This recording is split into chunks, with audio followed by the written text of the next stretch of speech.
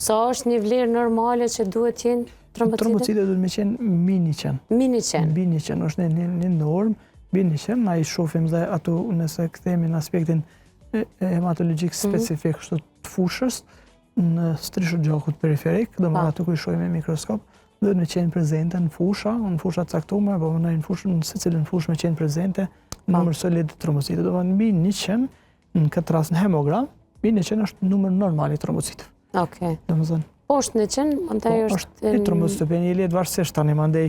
Çka nëse është më shumë se nëse është më shumë se edhe kjo është problematikë në vete.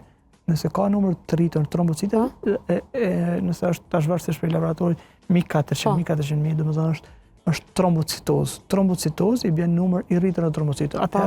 Atëherë vjen shprehje, domethënë rreziku për me u bë ai tromb, mundësia me u bë më e madhe. Përveç trombocitozave që janë mbi 400, ka edhe trombocitemi esenciale që është term për një sëmundje specifike hematologjike që mund me urrit trombocitet në aspekt hematologjik mini milion, domethënë minimi. Edhe çfarë paraqisin rrezik? Po sigurisht që po, për shkak se është mundësia shumë e madhe me u zhvillu trombe, se ka trombocite 2 fish, 3 fish më shumë se sa që duhet dhe normal. Ajo duhet me u lumtu edhe ajo në aspekt hematologjik, me u përcjell gjenetika dhe me po pse ka ardhur deri aty. Edhe ato trajtohen.